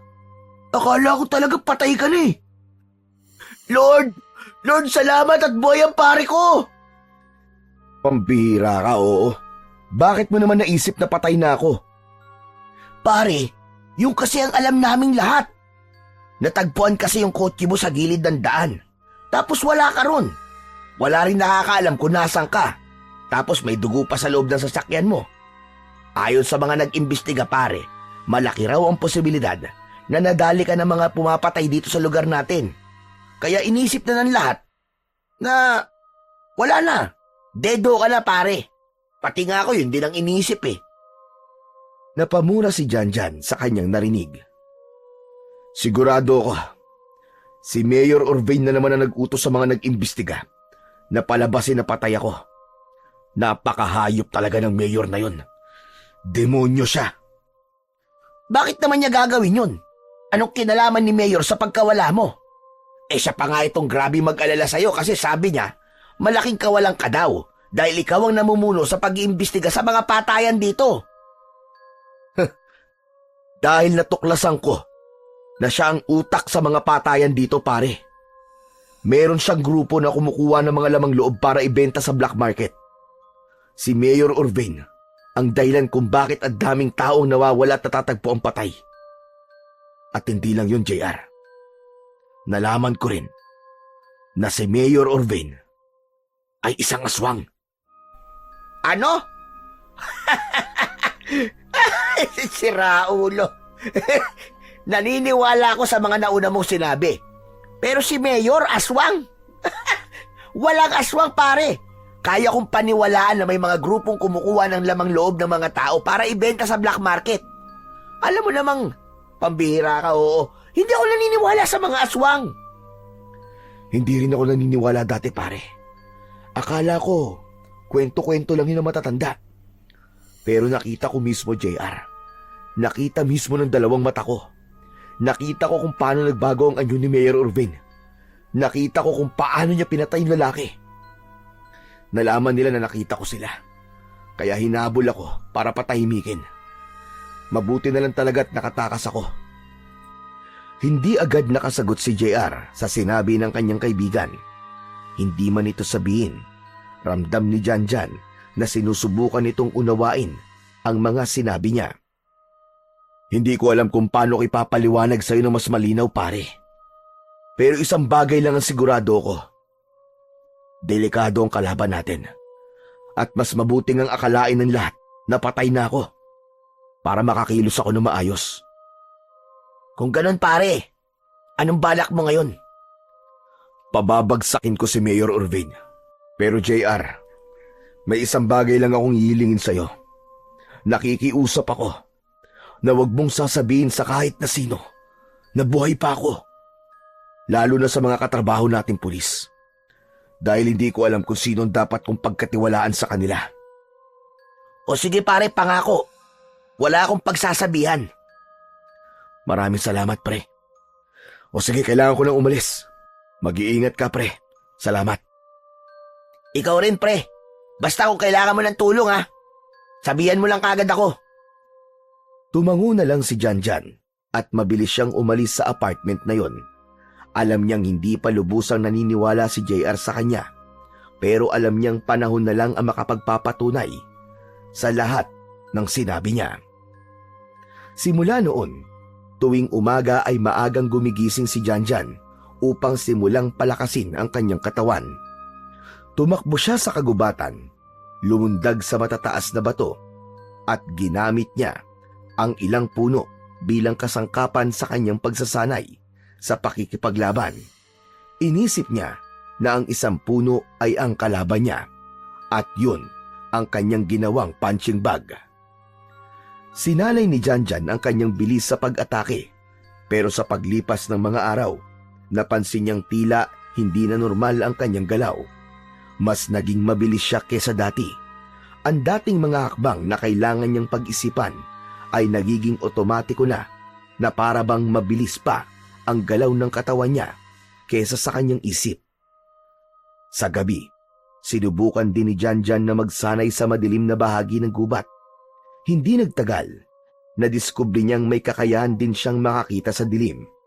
Bawat anino, bawat paggalaw ng dahon, bawat kaluskos ay nakikita at nararamdaman niya kahit sa gitna ng kadiliman. Sa isang pagkakataon, hinamon ni Janjan ang sarili. Pumikit siya at sinubukang maramdaman ang paligid gamit lamang ang pandinig at pangamoy. Hanggang sa may naramdaman siya na presensya ng isang ahas sa hindi kalayuan. Nang buksan niya ang kanyang mga mata, ay napagtanto niyang tama nga ang kanyang naramdaman. Hindi lang lakas at bilis ang nagbago sa kanya. Parang nagbago na rin ang mismong kakayahan at kapasidad ng kanyang katawan. Isang hapon, matapos ang mabigat na pagsasanay, umupo si Janjan sa labas ng kubo ni Mang Gaspar. Pawis na pawis siya, pero ramdam niya na mas lumalakas siya sa bawat pagtatapos ng kanyang pagsasanay. Lumapit si Mang Gaspar kay Janjan at inabot nito sa kanya ang isang basong tubig. Kinuha naman ng binata ang baso at agad na ininom ang tubig na laman nun. Salamat po, Mang Gaspar. Nakikita ko na nagkakaroon na ng magandang bunga ang iyong pagsasanay. Nadiskubre mo na rin ang iba mo pang kakayahan. Ano na nga pala ang plano mo ngayon? Gusto ko pong pabagsakin ng sindikato ni Mayor Urbane at sisiguraduhin kong malalaman ng lahat kung sino talaga ang mayor na tinitingala nila. Hindi po ako papayag na dumami pa ang magiging biktima nila. Masaya ako na gagamitin mo ang kapangyarihan mo sa kabutihan. Pero wag ka lang basta sumugod. Tandaan mo, hindi lang tao ang kalaban mo. Dahil karamihan sa kanila ay mga aswang. Napatingin si Janjan sa kanyang mga kamay. Ang bilis, ang lakas, ang kakayahang nakakakita sa dilim. Lahat ng yon ay alam niyang ibinigay sa kanya upang tapusin ang kasamaan ni Mayor Urbane. Alam niyang hindi yun magiging madali, pero hindi siya titigil hanggat hindi niya nakukuha ang hustisya para sa mga naging biktima ng Mayor Urbane na yon. Isang gabi, nagdesisyon si Janjan na magtungo sa lumang warehouse kung saan dinadala ni Mayor Urbane ang mga bihag nito. Nang masiguro niya na wala roon sina Mayor at ang mga tauhan nito, ay tahimik siyang pumasok sa lumang warehouse. Tahimik ang paligid. Kahit madilim doon, dahil walang bukas na ilaw, ay malinaw niyang nakikita ang paligid. Habang nililibot ni Janjan ang loob ng lumang warehouse, ay may narinig siyang mahihinang pag-iyak. Napakunot ang noo niya. Agad siyang luminga sa paligid. Inisa-isa niya ang mga sulok, pero wala siyang nakitang tao. Lalo siyang naging alisto. Sinundan niya ang pinagmumulan ng pag-iyak at gamit ang malakas niyang pandinig ay napagtanto niya na sa ilalim ng warehouse nagmumula ang pag-iyak. Naglakad-lakad siya at tuminto siya sa isang parte ng lumang warehouse na nasa dulong bahagi. Lumuhod siya at itinuon niya ang kanyang kamay sa sahig. Napansin niya na bakal ang parting yun. Iba sa sementadong sahig ng warehouse. Hinanap niya ang maaaring daan pababa at doon niya nakita ang isang trapdoor sa sahig. May kandado ang trapdoor. Malaki yun, ngunit alam ni Janjan na gamit ang lakas niya ay posibleng kaya niya yung sirain. Huminga ng malalim si Janjan at sinubukang buksan ang trapdoor gamit ang mga kamay. Sa isang malakas na paghila lang, ay biglang bumigay ang matibay na kandado. Napatingin siya sa kanyang sariling kamay at hindi siya makapaniwala sa lakas na meron siya. Isang hagdan ang bumungad kay Janjan nang mabuksan niya ang trapdoor. Walang alinlangang bumaba siya doon at habang palapit siya sa dulo ng hagdan ay mas luminaw ang tunog ng pag-iyak. hindi lang isang tao ang umiiyak, kundi marami. Sa kabila ng dilim, kitang-kita ni Janjan ang tanawin sa ibaba. Ilang tao ang nakapiring at nakatali. Mga babae, lalaki, at meron ding mga bata. Siksikan ng mga yon sa isang sulok habang nanginginig sa takot. Dahan-dahang lumapit si Janjan sa mga yon at mahinang nagsalita. Huwag kayong maingay. Tutulungan ko kayong makaalis dito. Napalingon ang lahat kay Janjan. Mabilis, ngunit maingat na kumilos si Janjan. Isa-isa niyang pinakawalan ang mga bihag. Ginamit niya ang maliit na kutsilyong dala niya upang putulin ang matitibay na lubid na nakapalupot sa kamay ng mga ito. Nang matanggal na ang mga gapos, ay agad niyang inalis ang mga piring ng mga bihag. Lumutang sa mukha ng bawat bihag ang takot at pag-aalinlangan, ngunit mas nangibabaw roon ang pag-asa. Huwag kayong maingay. Sumunod lang kayo sa akin at sisiguraduhin kong makakaalis kayong lahat dito ng ligtas at buhay. Naunang umakyat si Janjan sa hagdan. Nang makarating siya sa itaas, ay luminga siya sa paligid. Wala pa rin doon ang mga tauhan ni Mayor Orvain. Nang masiguro niyang ligtas ang paligid, bumalik ang tingin niya sa mga bihag at sumenya siya sa mga yon na pwede nang lumabas ang mga ito. Isa-isang umakyat ang lahat sa hagdan, habang bakas sa mukha ng mga ito ang labis na takot. Naunang lumabas si Janjan ng warehouse. Nang makita niyang ligtas pa rin ang paligid, ay mabilis siyang humarap sa mga bihag. Dali! Sa likod ng warehouse kayo dumaan. Tumakbo kayo at huwag kayong hihinto hanggang sa makarating kayo sa kalsada. Doon kayo humingi ng tulong. Agad na tumakbo ang mga bihag palabas ng warehouse. Tinuntun na mga yon ang madilim na daan sa likod ng warehouse. Pinanood ni Janjan ang mga bihag hanggang sa unti-unti nang makalayo ang mga yon. Hindi muna siya umalis sa kanyang kinatatayuan dahil nais niyang makasiguro na walang susunod sa kanila. Makalipas ang ilang minuto, ay nagdesisyon na si Janjan na sumunod sa mga bihag. Ngunit hindi pa man siya nakakaakbang, ay bigla siyang nakarinig ng ugong ng paparating na sasakyan. Mabilis siyang nagtago sa gilid ng warehouse. Mula roon ay sumilip siya at nakita niya ang isang van at ilang motor na huminto sa harap ng warehouse. Mabilis na bumaba ang ilang armadong lalaki mula sa van. Ilang saglit lang, bumukas ang pinto ng van sa harapan at bumaba mula roon si Mayor Orvain. Pumasok ang grupo sa loob ng warehouse. Patuloy na nakiramdam si Janjan. Ilang sandali lang, narinig niya ang sigawan at pag-aalboroto ng mga tauhan ni Mayor. Nagsimula ang kaguluhan sa loob ng warehouse. Narinig niya ang malalakas na tunog ng mga bagay na sinisipa at ibinabalibag sa sahig. Sinabayan yun ng malulutong na pagmumura ni Mayor Orvain. Hanapin niyo mga bihag! Sigurado kong hindi pa nakakalayo mga yon! Bilisan niyo! Sunod-sunod na yabag na palabas ng warehouse ang narinig ni Janjan. Huminga ng malalim ang binata at inihanda ang sarili. Nang maramdaman niya na nasa pintunan ng warehouse ang mga kalaban niya, ay mabilis niyang sinunggaban ang baril ng isang tauhan ni Mayor. Pinilipit niya ang braso ng lalaki at nang mabitiwan nito ang machine gun, ay agad niya yung inagaw at itinutok sa mga papalapit na kalaban. Walang tigil na pinaputukan ni Janjan ang mga yon. Ang ilan sa mga tauhan ni Mayor Orvain ay agad tinamaan ng bala at bumagsak sa lupa. Ang iba naman ay mabilis na nakapagtago. Ilan sa mga tauhan ng Mayor ay naging aswang. Maging si Mayor Orvain ay nag-anyong aswang na rin nang makita nito si Janjan. Sabay-sabay na sumugod ang mga aswang kay Janjan. Nagpapaputok siya ng sunod-sunod, ngunit hindi yun naging sapat sa bilis ng mga aswang. May isa na mabilis na sumunggab sa kanya. Ang ilan ay hinawakan ang magkabilaan niyang braso. Malakas siyang napasigaw sa sakit nang may mga aswang na kumagat sa kamay niya. Hindi na niya kinaya at tuluyan na niyang nabitiwan ang hawak niyang baril. Sa dami ng aswang na nakahawak kay Janjan, ay madali siyang naihiga ng mga yon sa lupa. Nagpumiglas siya, ngunit isang lalaki ang tumayo sa paanan niya at sunod-sunod siyang pinaputukan ng baril sa dibdib.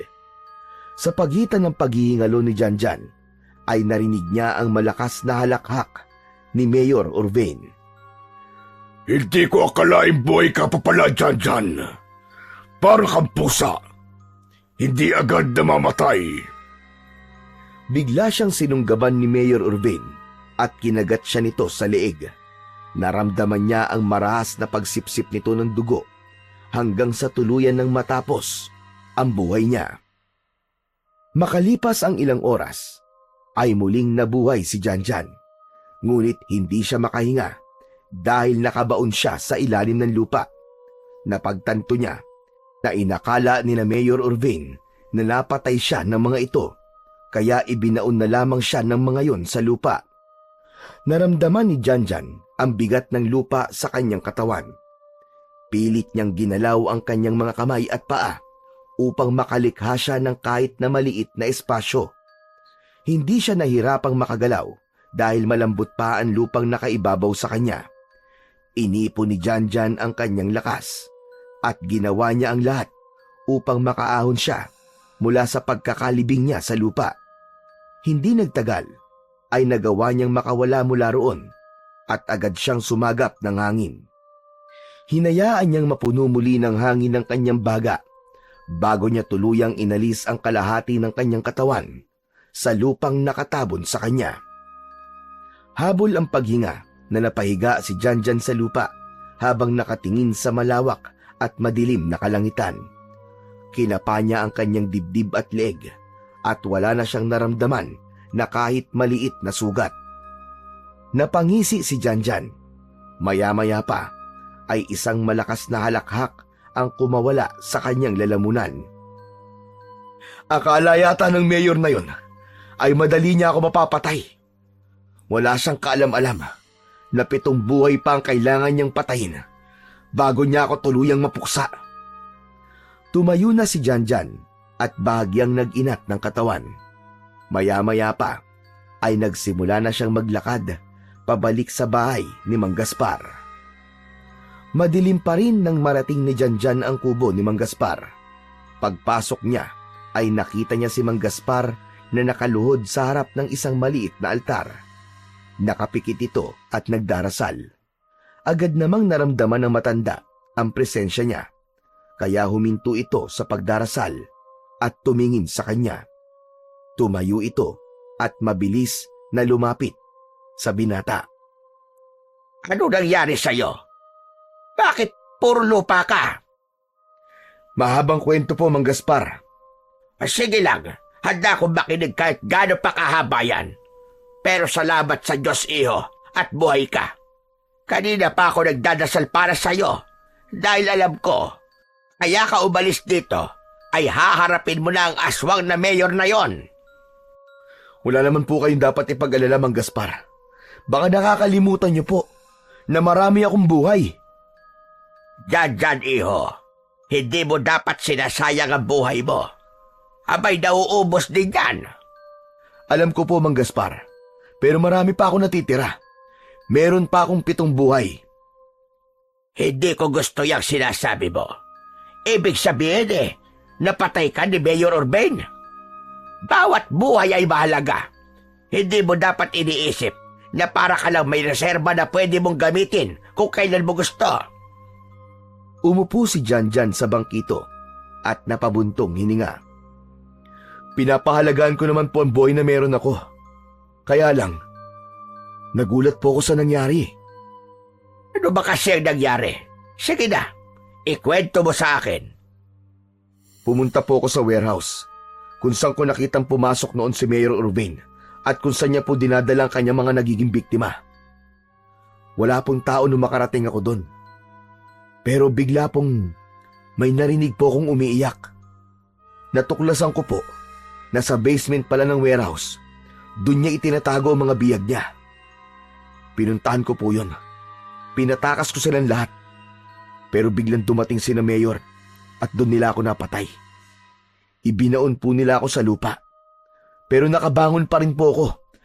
Muli po ako nabuhay. Tama nga ang aking sinabi kanina. Hindi mo pa rin siya napatay. Hindi ko man po siya napatay, pero naitakas ko naman po mga bihag. Sigurado ako na sila po magsasabi sa lahat kung anong ginagawa ng mayor na yon at kung anong klaseng halimaw siya. Tumango-tango si Mang Gaspar. Matapos yun, ay sinabihan siya nito na maglinis ng katawan sa likod. Agad na nagtungo si Janjan sa likod ng kubo at doon ay hinubad niya ang kanyang suot na damit at sinimulang maglinis ng katawan gamit ang isang timbang tubig na naroon. Nang sumunod na gabi, ay naisipan ni Janjan na magtungo sa apartment nila ni JR upang makausap ang kaibigan niya sa development ng kaso ng mga pagpatay sa lugar nila. Malakas ang kutob niya na sa sandaling yun ay nagsalita na ang mga nakatakas na biyag laban kay Mayor Orvain. Huminto si Janjan sa tapat ng pinto ng apartment at agad siyang kumatok. Ilang sandali pa ay bumukas ang pinto at nakita niya si JR. Hindi na ito nagsalita at agad siyang pumasok. Pagpasok ni Janjan ay agad niyang naamoy ang pinaghalong amoy ng sigarilyo at alak sa loob ng apartment. May ilang bote ng beer sa lamesa. Bukas ang TV pero nakamute. Nang maisarado ni JR ang pinto ay saka lang ito nagsalita. Ala ko kung napano ka na eh. Ilang araw ka nang hindi nagpaparamdam pare. Medyo naging abala lang ako. Pero buti na lang napadaan ka pare. May bago akong balita sa'yo. May mga biyag na nakatakas mula sa isang warehouse. At ang sabi nila, narinig nila mismo sa mga dumukot sa kanila na ibebenta nga sa black market ang mga lamang loob nila. O di ba? Tama ako. Yan ang sinabi ko sa'yo nun. Pero alam ko na pare tungkol sa mga nakatakas na yan. Dahil ako mismo tumulong sa kanila para makatakas. Ano? Seryoso ka ba pare? Paano mo nagawa yun? Mag-isa ka lang ba? Hindi na importante pare kung paano. Ang gusto kong malaman ay kung nagsalita na ba ang mga nakatakas laban kay Mayor Orvain. Sinabi rin ba nila na si Mayor ang utak sa mga patayan at isa tong aswang? Yun nga ang problema pare. Wala silang sinabi tungkol doon. Ano? Anong ibig mo sabihin? Wala silang ideya kung sinong dumukot sa kanila eh. Hindi raw nila nakita ang mukha ng mga tao sa warehouse. At nga raw yung nagligtas sa kanila, hindi nila alam yung itsura eh. Kasi sobrang dilim daw sa loob ng warehouse. Kung ganun, malaya pa rin si Mayor Orvain. Bakit kasi hindi ka nalang magbigay ng testimonya laban sa kanya pare? Hindi ba sabi mo, ikaw mismo nakakita na naging aswang si Mayor at pinatay niya yung isang lalaki? Bakit pare sa tingin mo ba paniniwalaan ako ng mga pulis kapag sinabi kong aswang si Mayor? Mag-iisip ako ng ibang paraan pare. Kailangan makita ng lahat kung sino o ano talaga ang hayop na Mayor na yon. Kinakabahan naman ako sa plano mong yan, Janjan. Basta, mag-iingat ka pare.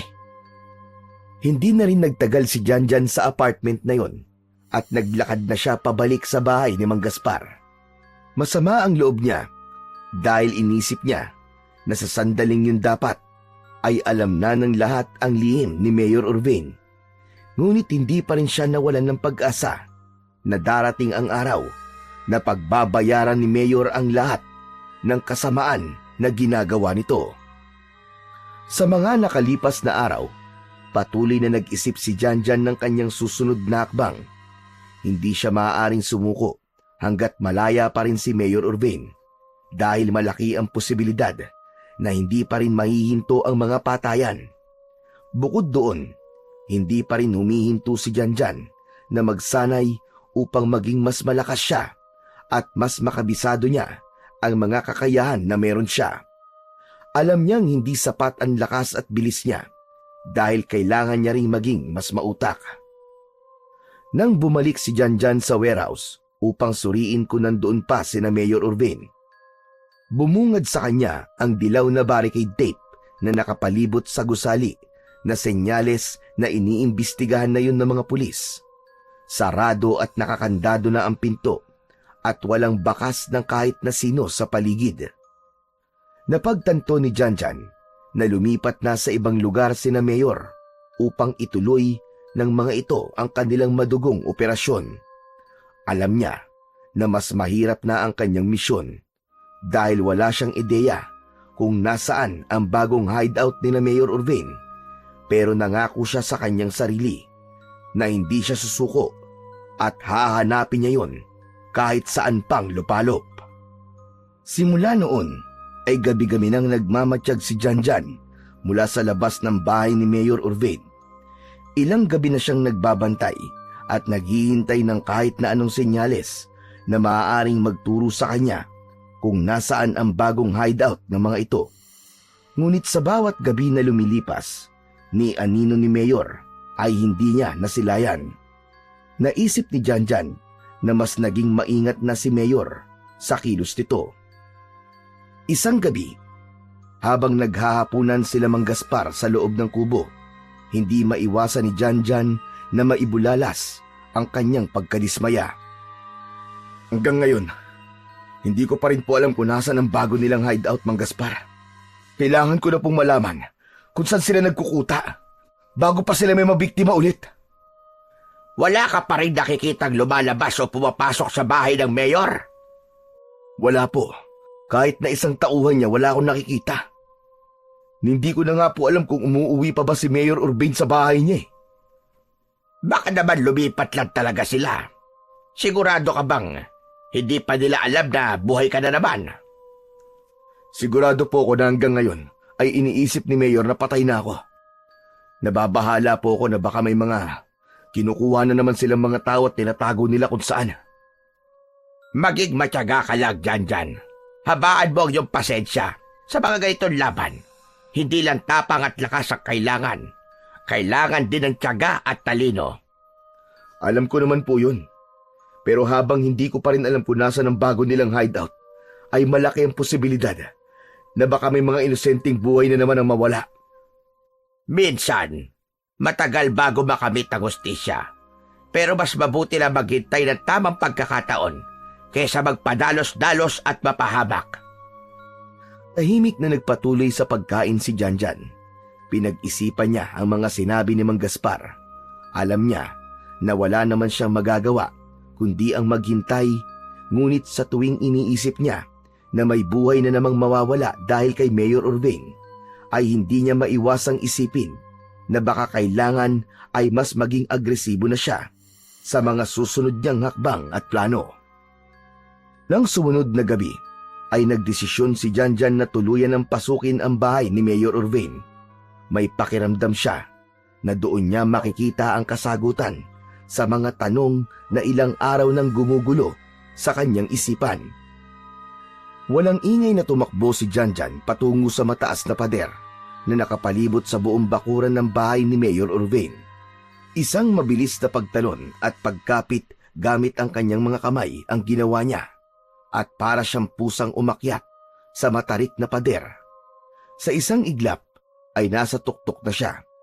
Tumalon siya mula roon at nang bumagsak siya sa ibaba ay wala man lang siyang naramdaman na kahit na anong sakit sa kanyang mga paa. Pinagmasdan ni Janjan ang paligid. Ang malalaking bintana ng bahay ay nakapinid at tanging ang ilaw mula sa poste sa kalsada ang nagbibigay ng liwanag sa kanyang paligid. Tumingala siya at napansin niya ang isang balkonahe sa ikalawang palapag. Mabilis siyang tumakbo at tumungtong sa isang maliit na ledge sa gilid ng bahay. Saka umakyat patungo sa balkonahe. Sa ilang sandali lang, nasa itaas na siya at marahan siyang lumapit sa may pinto na nasa balkonahe. Buti na lang at hindi yun nakalak, kaya matagumpay siyang nakapasok sa loob ng bahay ng kanilang mayor. Tahimik niyang tinahak ang hallway sa ikalawang palapag habang palingalinga siya sa bawat sulok. Bumaba siya sa hagdan. Nang marating niya ang unang palapag, ay muli niyang pinagmasdan ang paligid. Walang kahit isang tao ang naroon at tila maging ang bahay na yon ay inabandona na rin. Babalik na sana siya sa ikalawang palapag nang bigla siyang may narinig na maihinang pag-iyak. Natigilan si Janjan at nakiramdam siya ng mabuti. Sinundan niya ang pag-iyak hanggang sa napansin niya ang isang pinto sa ilalim ng hagdan. Sigurado ang binata na doon nanggagaling ang mga iyak. Nilapitan niya yon at sinubukang buksan, pero nakalak. Napamura siya sa kanyang sarili. Wala na siyang oras para humanap ng susi. Malakas niyang sinipa ang pinto at sa pangatlong sipa niya ay bumigay na nga ang pinto. Tumambad sa kanya ang isang makitid na hagdan na pababa. Humigpit ang hawak niya sa patalim na nakasukbit sa kanyang bewang. Pakiramdam niya ay naulit lang ang eksena noong nagtungo siya sa lumang warehouse kung saan may mga nailigtas siyang bihag ni Mayor Urbane. Sa bawat takbang ni Janjan pababa ng hagdan ay lalong bumigat ang kanyang pakiramdam. Isang malamig na hangin ang sumalubong sa kanya na may halong amoy ng dugo. Nang marating niya ang ibaba ng hagdan, ay nanlaki ang kanyang mga mata sa kanyang nakita. Sa loob ng malawak na silid na yon ay may mga taong nakaupo sa sahig. Nakatali ang mga kamay ng mga yon sa likuran at may piring ang mga mata. May ilan na mahinang humihikbi, habang ang iba naman ay tila wala ng lakas para umiyak. Ang kanilang mga katawan ay payat, marurumi at puno ng sugat. Doon na naisip ni Janjan ang katotohanan na ang mismong bahay ni Mayor Urbane ang bago nitong hideout. Sa mismong bahay na yon ginagawa ng mayor ang karumal-dumal nitong mga gawain. Hindi na nagdalawang isip si Janjan at agad siyang kumilos. Sinimulan niyang alisin ang mga piring ng mga taong naroon. Huwag kayong matakot sa akin. Nandito ako para iligtas kayong lahat. Ngunit natigilan si Janjan nang biglang bumukas ang ilaw. Nagsigawan ang mga taong naroon. Lumingon siya sa mayagdan at doon niya nakita si Mayor Urbane na marahang bumababa sa hagdan habang may dala itong malaking klase ng baril. Huminto ito at nakangising tinignan si Janjan. Alam mo, hindi ko maintindihan kung paano ka pa nabuhay. Pero kahit gaano pa karami ang buhay na meron ka, hindi ako magsasawang patayin ka ng paulit-ulit. Hindi na nakaporma si Janjan nang itutok ng mayor ang baril sa kanya at sunod-sunod siya nitong pinaputukan. Nagtakbuhan ng mga biyag sa isang sulok at sinalo niya ang lahat ng bala na pinakawalan ni Mayor Urbane. Naramdaman ni Janjan ang matinding pagyanig ng kanyang katawan. Tumama ang mga bala sa kanyang dibdib at ulo. Sumabog ang dugo mula sa kanyang mga sugat. Ilang segundo lang ang lumipas ay tuluyan na siyang bumagsak sa malamig na sahig. Doon na niya naramdaman ang malamig na pagyakap sa kanya ng kamatayan. Isang malamig na katahimikan ang bumalot sa silid matapos bumagsak ang dugoang katawan ni Janjan. Ang mga bihag ay tahimik at nanginginig sa takot, habang si Mayor Urbane naman ay nakangiti habang nakatutok pa rin ang baril sa bangkay ni Janjan. Ngunit sa isang iglap, biglang bumukas ang mga mata ni Janjan. Muli na naman siyang nabuhay dahil sa tangan niyang siyam na buhay ng pusa. Napasinghap siya, ngunit bago pa man siya makabangon, ay nakita niyang nag-anyong aswang na si Mayor Urbane. Mabilis na inatake ng mayor si Janjan at sinunggaban siya nito na matutulis nitong mga ngipin sa kanyang leeg. Malalim at mariing bumaon yun sa kanyang laman at naramdaman niya ang marahas na pagsipsip ng aswang sa kanyang dugo. Ramdam na ramdam ni Janjan ang mabilis na pagkaubos ng kanyang hininga. Lumabo ang kanyang paningin at namanhid ang buo niyang katawan. Hanggang sa pangalawang pagkakataon sa gabing yon ay muli siyang namatay sa kamay ni Mayor Urbane. Subalit makalipas na naman ang ilang minuto ay muling nabuhay si Janjan. Ngunit sa pagkakataon na yon ay handa na siya. Mabilis niyang kinuha ang patalim na nakasuksok sa kanyang pantalon at itinarak niya yun ng 3 beses sa tagiliran ng mayor. Napaatras ang mayor at hindi makapaniwala sa bilis ng pagkilos ni Janjan. Bumagsak ang galit sa muka ng aswang. Mabilis namang tumayo si Janjan at ubod lakas niyang sinipa sa dibdib si Mayor Urvain. Tumalsik ito at malakas na bumangga ang likod nito sa dingding. Hindi na ako papayag. Nabawasan mo pa ng kahit na isang buhay na meron ako. Bago pa man makabangon ng maayos si Mayor Urvain, umatake na kagad si Janjan. Sinugod niya ito ng walang pag-aalinlangan. Sinalubong ni Mayor si Janjan. Mabilis namang naiwasan ni Janjan ang bawat pag-atake ng Mayor. Nang makakita si Janjan ng pagkakataon, ay nagawa niyang itarak ang patalim sa dibdib ng aswang. Ngunit hindi pa rin yun bumagsak. Sa halip, muling umatake si Mayor Urvain gamit ang napakabilis nitong paggalaw. Biglang nawala sa harapan ni Janjan ang aswang. At huli na, para mapagtanto niyang nasa likuran na niya ang Mayor. Naramdaman na lang niya ang pagbaon ng mga kuko nito sa kanyang likod na nagdulot ng malalalim na sugat. Hindi niya ininda ang mga sugat na yon at humarap siya sa aswang.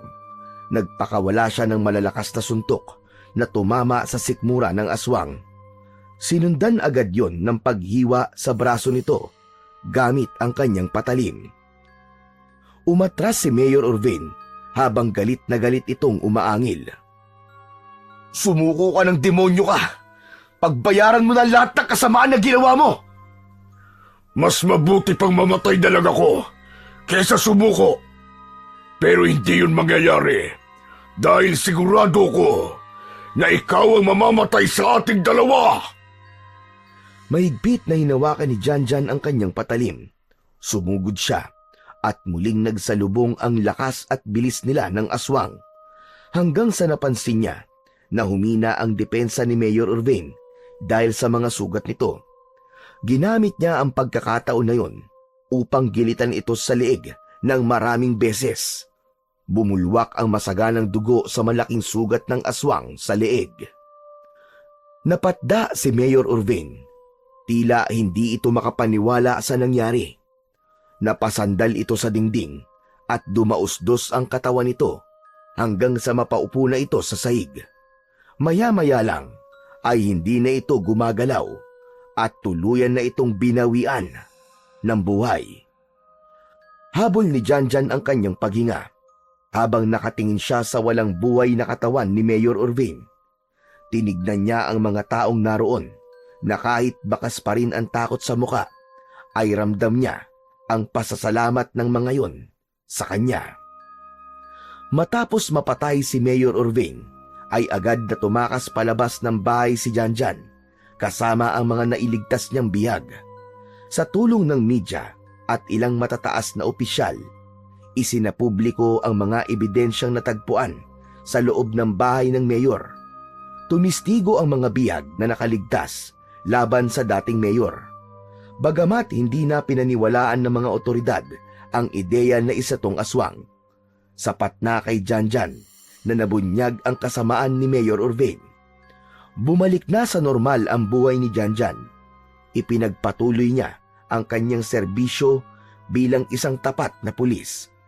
Ngunit sa kabila ng kanyang tila ordinaryong pamumuhay, alam niyang hindi pa tapos ang kanyang laban.